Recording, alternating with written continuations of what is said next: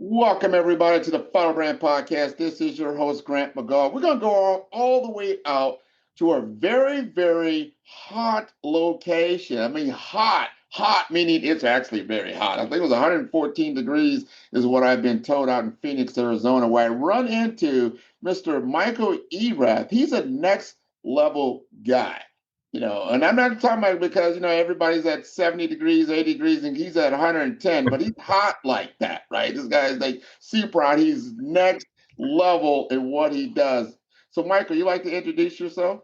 Sure, absolutely. Thank you, Grant. Michael Erath. I am the founder and CEO of Next Level Growth. We're a firm of former business owners, CEOs, and presidents turned business guides. We've got 10 of us across the country, and we're helping entrepreneurial leaders do everything they need to build elite organizations. Well, hey, I'm inspired by that already in what you're doing. And I love the name, Next Level Growth, because you always get an image and a picture, and that's what I do. I work through imagery. And so when I see Next Level Growth and what you're doing, I want to understand, though, from your perspective, how do you define your vision for helping companies achieve the best version of their business? So that's a really good question. As you unpack that, I think we talk about elite organizations, and in the book, so 5 Obsessions of Elite Organizations, the book I released in March, that really gets deep into what we do, and it really provides a how-to. So instead of just giving concepts, we actually give you, here's some things you can do to implement this in your business. But I talk about the definition of an elite organization is different for every organization, right? Some people want to scale to a certain point. Some people want to achieve an exit and have financial freedom. Some people just want their life back, right? They don't want their business to be a prison anymore. So that definition of elite is very unique to the individual founders, owners of organizations. But what we've really found is over the last probably 2 decades, business operating systems have become quite commonplace in the entrepreneurial community. And while that's been very positive, by their nature, these business operating systems are often highly prescriptive and really kind of take a one-size-fits-all approach. And what we've discovered is that when you really kind of have a prescriptive system to offer, it puts primacy on the system, not the user, and it forces people, regardless of their circumstances, cultures, or desires, it forces them into kind of a predefined mold. And that doesn't always fit right, especially when you're growing. If you think about an adolescent that's growing, one size fits all doesn't fit for very long, right? It does when you stop growing.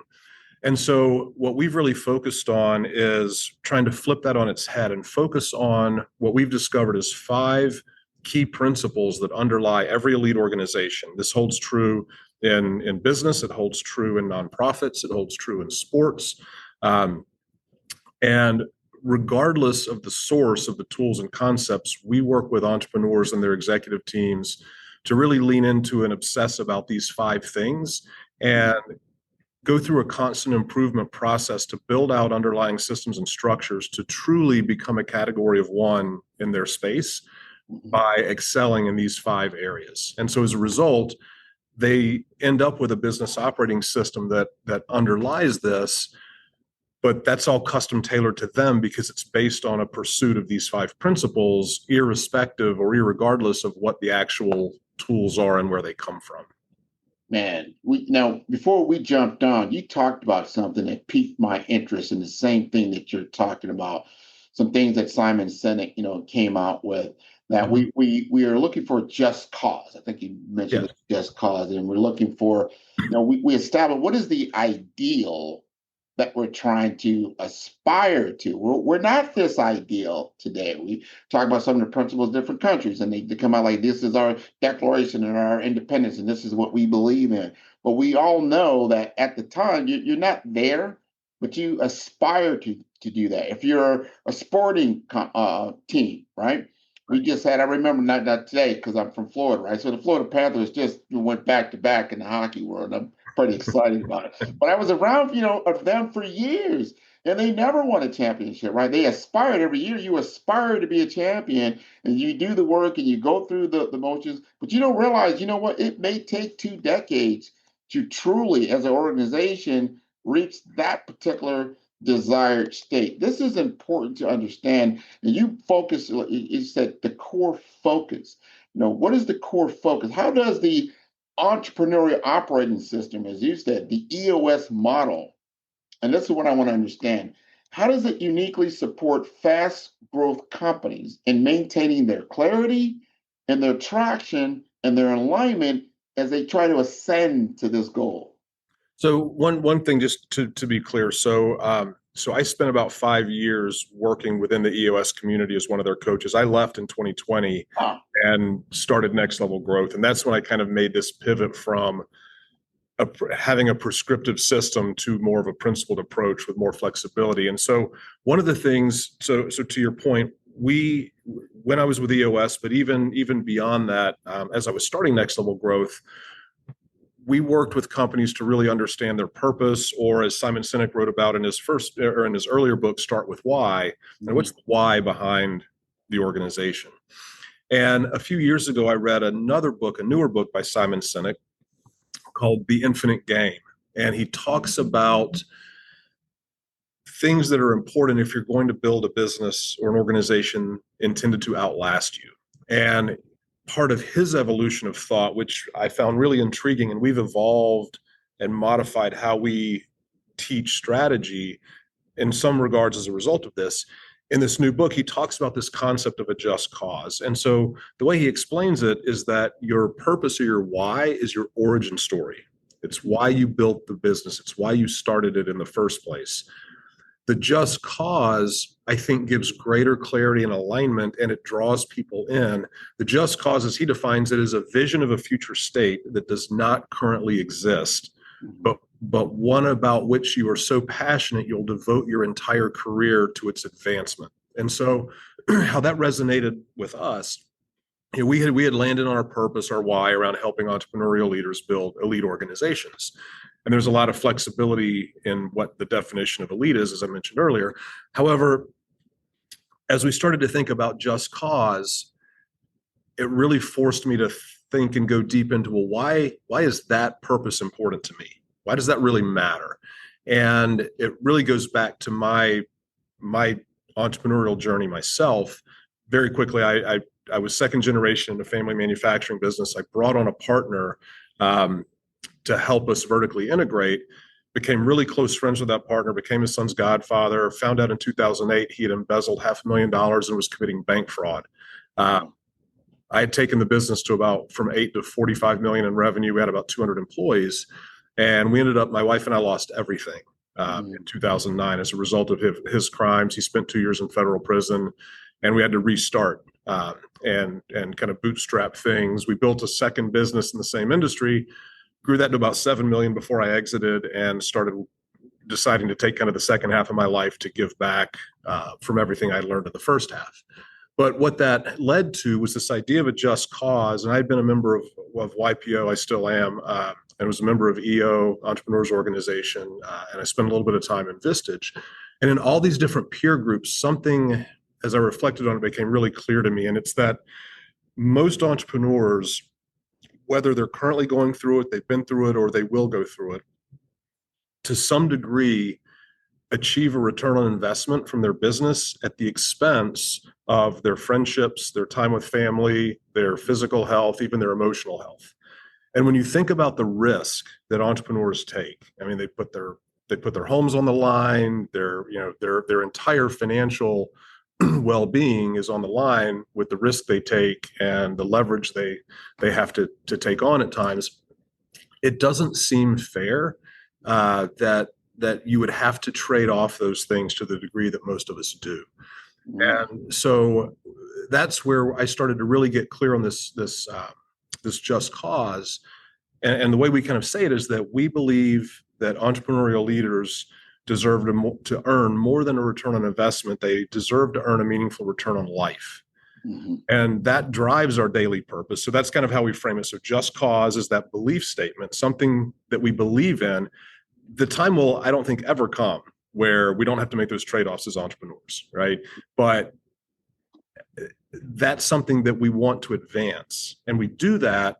That's actually the belief that drives our daily purpose of helping build elite organizations. So it also helped frame, when I built out this firm, why I wanted to only have partners and guides as part of the firm who are former owners, CEOs, or presidents of businesses that reached 10 million or more in revenue and had 50 or more employees. Because I think if you had full P&L responsibility in an organization that at least reached that size, you have likely experienced all of the emotions, all of the challenges, all of the struggles that a 50 million, $100 million company will as well. And so it gives you a level of empathy. It gives you a level of understanding that I think if you haven't had that experience, it's very difficult then to coach and mentor somebody if they're going through something that you haven't experienced or been through. I tell you, you've answered the next question I was even thinking about asking you, meaning what makes you different? What's your differentiation? And you've alluded to that. I really, really appreciate that. I understand exactly what you're talking about, even in my own practice. When you think about the origin story, and then you think about I call it the North Star. What is Yeah. your current? What are you trying to accomplish? And then you start to think about, that gap in between. Is it going to be worth the time and effort and struggle to achieve that North Star? Mm-hmm. And do you truly understand the endeavor that you're asking yourself to accomplish? And to your point, the relationships that you have, who's on board with you on Right. this? Is your family on board with you, or are your relationships, your friends, everything else? And then when you talk about rolling the dice, I mean, if you're going to put your financial well-being on these, you know what? I'm taking these chips and I'm putting it on the table, and I'm going to run and run and run until I've crossed this finish line. That takes a lot of moxie. I call it being brave. You got to be brave in order to do something like that. And to your point in your origin story, which Right. I felt, here you are, you got your partner in crime, so to speak, right? Right? Literally. You're going to bat, and Right. and you're ramping really good. I mean, you get to the Right. 40, $50 million mark in revenue, you're doing good. And then to find out this guy is doing something illegal that puts you both now in jeopardy, kudos to you to like, hey, you stop, dust yourself off. You and your wife, like, let's try this again. And you still are able to get to seven figures in business. Michael, hats off to I you. appreciate That's not easy to do by any stretch of the imagination. And you're able to do that. So you've got some values. And here's my question. it. You've got some company values like excellence, impact. And I'm going to put resilience out there, some authenticity, some skin in the game, some servant leadership that are central. And I want you to share a story. You shared some of that already, but if you can share a story of where one of these values made a tangible difference for a client of yours, can you elaborate on that? Sure. So, this goes back to that idea of the just cause and talking about what you believe in. I think when when I'm talking to a prospect or another entrepreneur, I have learned to be really open and vulnerable about my story and what I went through. Um, and it was interesting, right? I mentioned before we started recording, I was listening to your podcast with Dr. Davita Price, and she was talking about sharing some of her own trauma openly and vulnerably, and how that, one, it allows her to speak from a place of empathy and work with people from a place of empathy, but it also, I think, it helps people see you as real. Mhm. And it helps you connect with people. What I tend to find is when I share that story, it's remarkable the number of business leaders that will share similar stories, the things they've been through that they never talk about. Because I Mhm. think as entrepreneurs, we feel like it's a failure if we do. And so what I have found is when I can connect with somebody, or one of our partners can connect with somebody on that level, it forms a sense of a bond, because it's like, okay, we have a really difficult shared experience now. Yours was different than mine, but they were highly similar. And that becomes almost like a magnet between us that draws us together.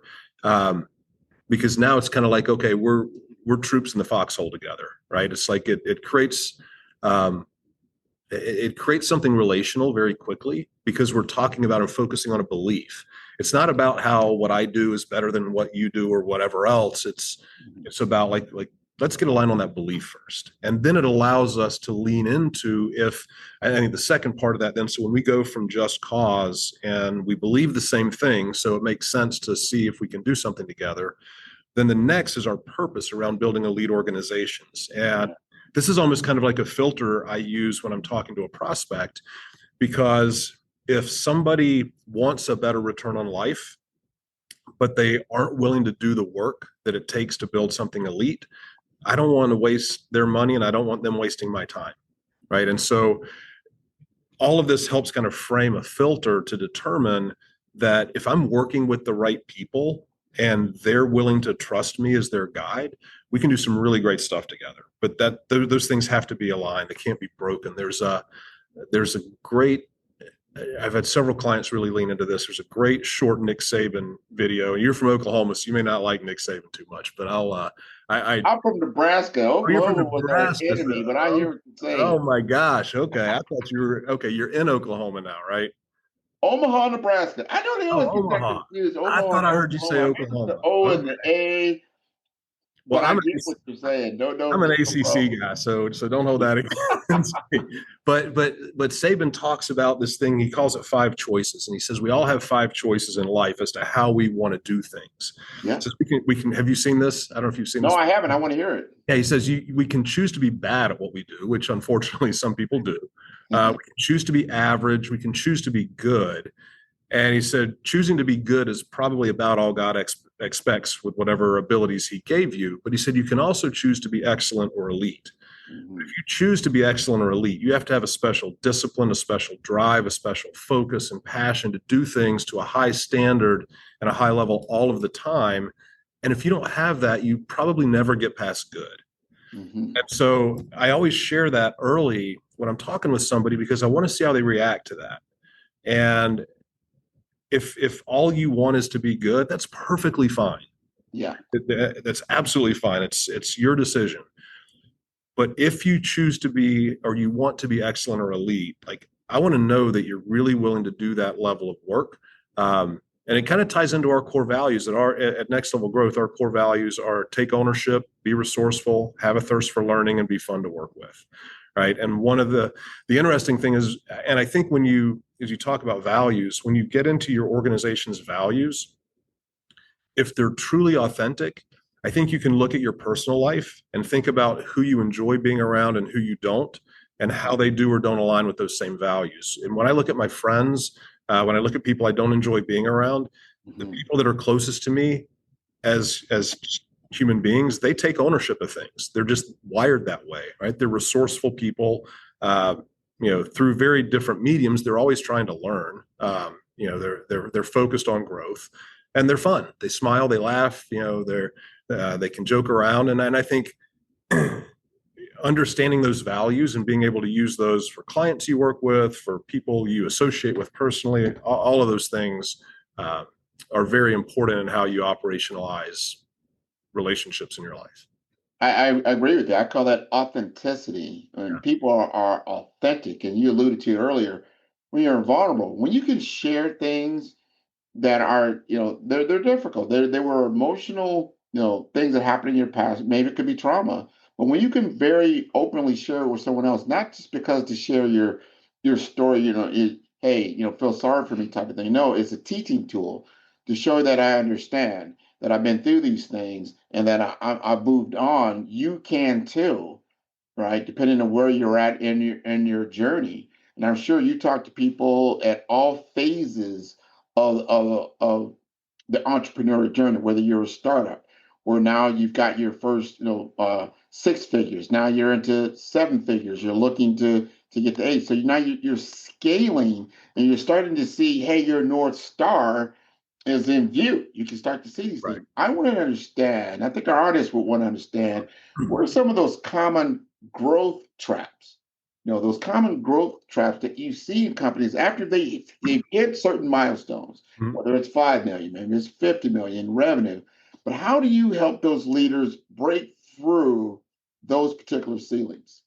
So I'm going to frame this, if you don't mind, through the lens of these 5 obsessions that we've really Sure. kind of discovered are underlying principles around organizations that become great. So the first obsession is great people, and this was really made popular in Jim Collins' book Good to Great back in 2001 when that released. And he talks about this analogy of having the right people in the right seats on your bus. But very few people who agree with that concept have an underlying system that allows them to actually improve that within their businesses, right? And so there's a healthcare CEO named Paul Batalden who I've got a quote from in the book. He said that every system is perfectly designed to get the results it gets. Mhm. So if you want a different result, you need a different system. Right? So Mhm. look at the systems that are underlying it. So when we talk about great people, yeah, these are people that fit the culture, they share the values, the behavioral core values of the business, and they have the skill sets, the experience, and the desire to consistently perform their roles to a high standard.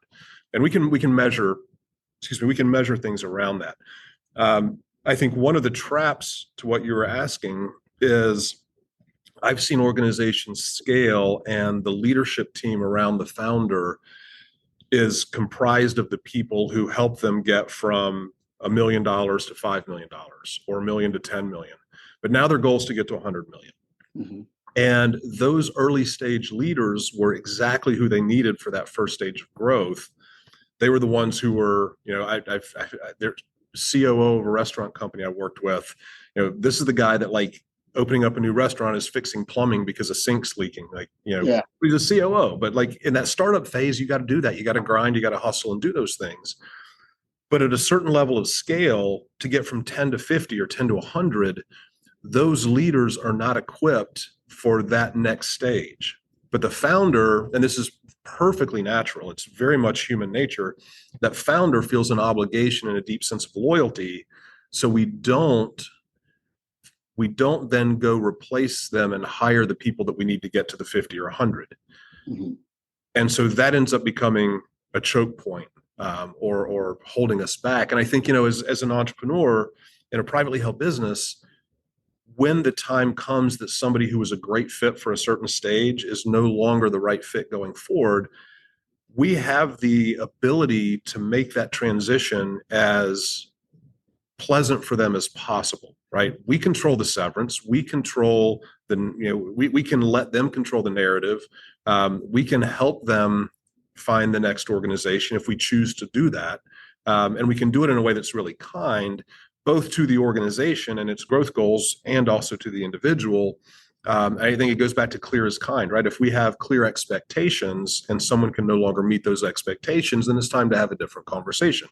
I'm one of the things I've learned as I've started now. I'm in my 11th year as a business coach. Is that underlying most of our frustrations with people is unclear expectations.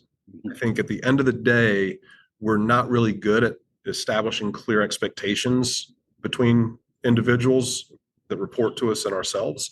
And that's what leads to a lot of frustration. So there's a lot of stuff in great people. But then the second obsession is what we call an inspiring purpose. And I tend to find that most organizations invest all of their marketing energy in external marketing and not internally marketing their vision, their purpose, their just cause, all of those things to employees and team members. And I think that's a big miss, because I could come to work for an organization and fit the values and have the skills and the experience. But if the leaders of that organization can help me emotionally attach to an inspiring purpose, I will always bring more creativity, passion, and energy to my work because I see it as part of something bigger. And that Mhm. literally works down to a frontline employee. It's just something you have to be intentional about. So great people, inspiring purpose. The third obsession is optimized playbooks. This is Yeah. another area I see organizations often create bottlenecks that they don't need to.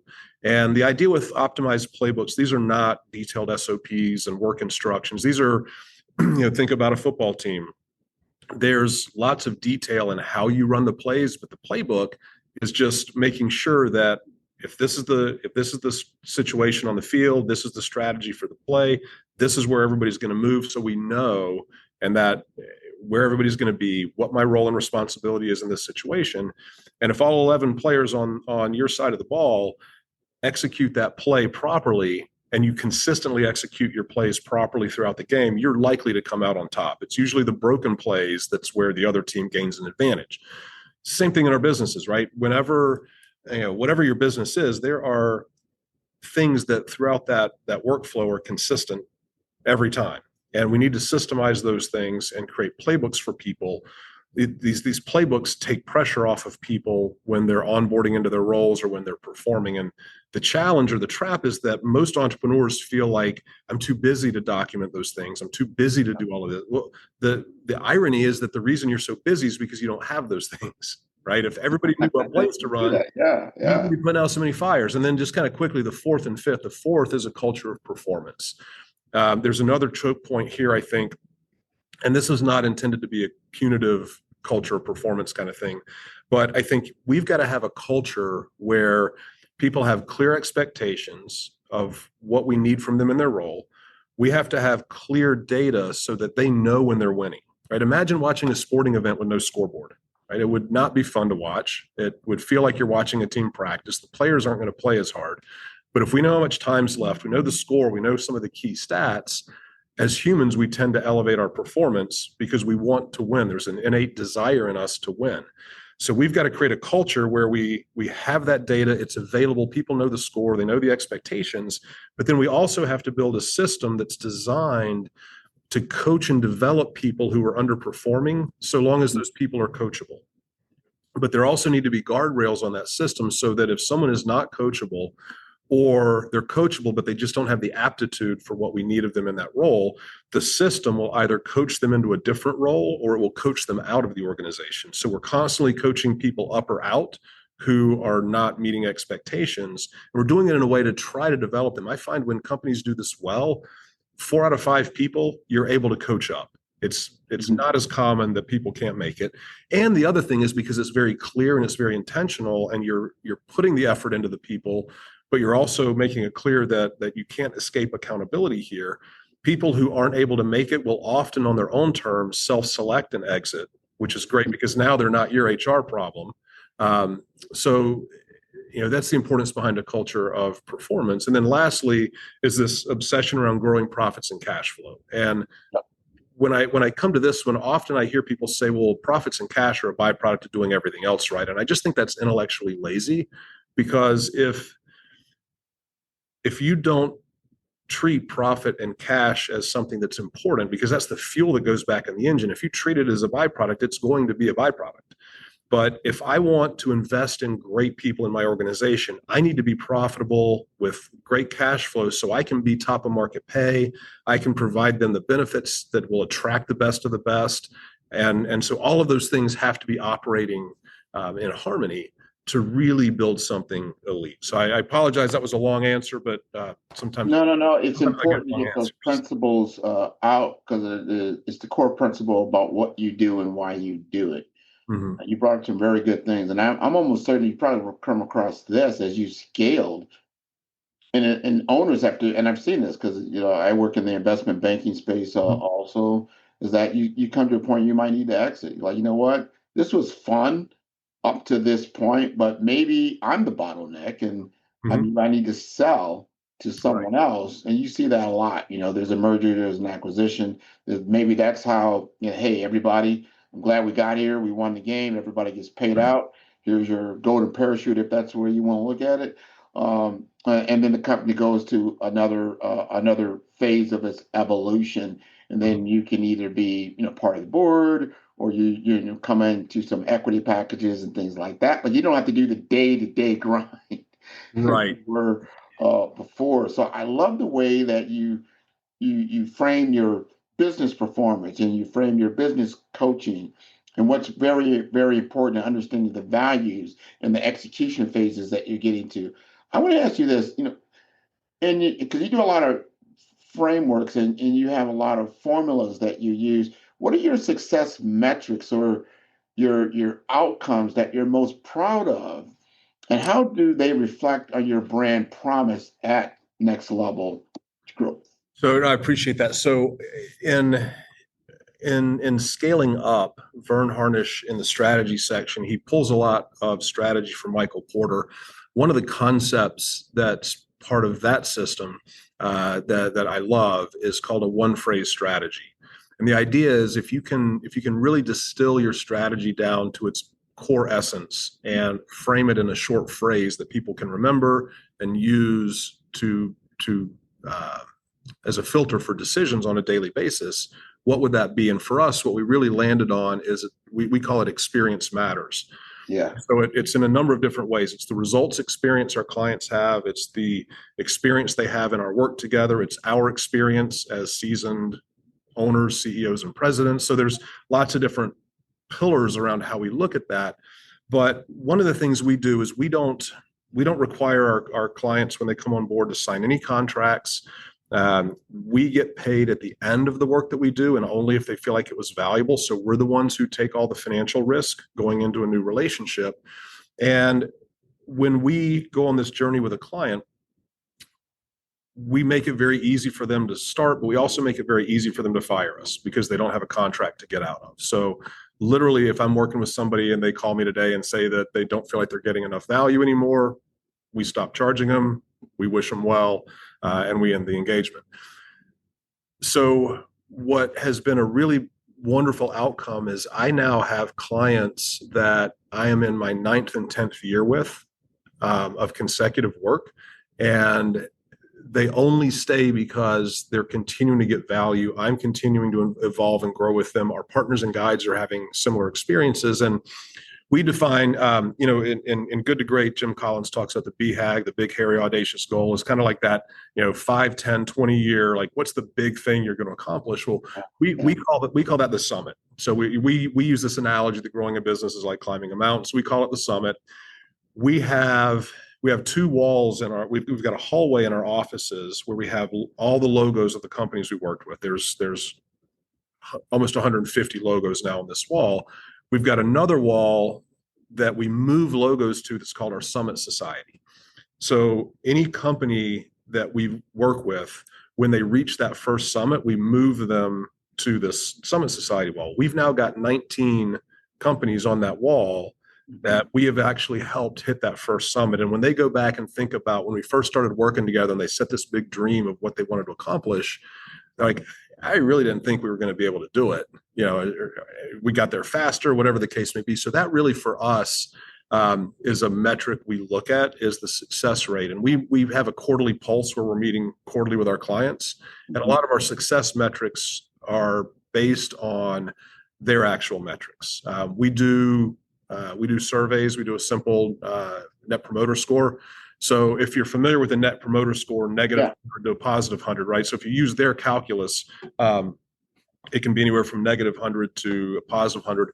Our net promoter score right now is an 81. Nice. Tesla is in the 70s. Netflix is in the 70s, I believe. So, anything 60 or higher is considered elite. And that's something that's also part of our flywheel, part of our business model, because most of our clients come to us through referral. Yeah. And that's another, I think, big success metric. If you're creating raving fans who are now the ones who are providing you with new business, that's about as perfect as you can create it. Well, I think what I'm getting out of this is, first of all, you have skin in the game. You're not just talking about performance and improvement and next level growth. Is like, no, I'm going to put my time, because it's your time and your resources into this, and prove to you that we're going to achieve this milestone together. And I will only take compensation as you achieve that goal. First of all, it's about, that's a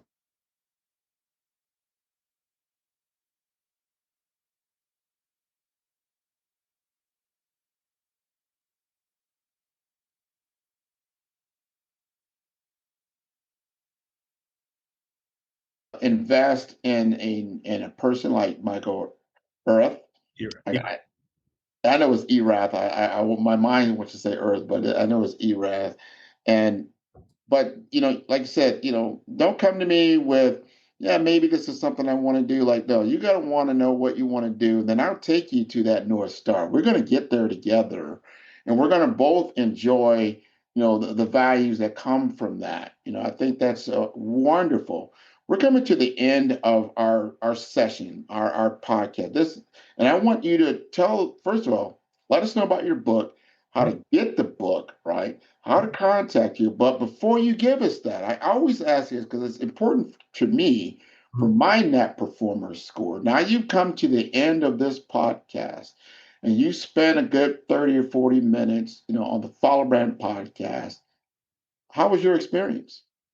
I would like to do it again. I will start with that. So that's a 10. Now this was great. The pre-conversation we had was wonderful. You're a great host and interviewer. You made it fun, great questions, and yeah, it was a wonderful experience. Love it, love it, love it. So now you got to tell us how to get your book, because I want to get a copy of that book. Yeah, absolutely. So the book's available on Amazon and Audible, Five Obsessions of Elite Organizations. I've also got a website, fiveobsessions.com. So people who've read the book can download resources there as well. And you can also link to the book through that website. One of the things I did was I've created an AI clone of myself that's been trained on all of the different things that we teach, everything I've ever, in fact, even this podcast will be transcribed and the clone will be trained on it. But the idea with the clone was if a company is either too small to afford one of us as a partner, but wants to implement the tools and the concepts that are part of our approach, and they want some additional guidance beyond just reading the book and figuring it out for themselves, it's a very inexpensive subscription to the clone. They can get additional resources and guidance and insights from that. So the clone can be accessed through the website askmichaelerath.com. That's also in the book. It's mentioned several times. And then lastly, our website, nextlevelgrowth.com. That's where you can meet the team, get a better deep dive into what we do, or on our YouTube channel. We've got a lot of content there as well.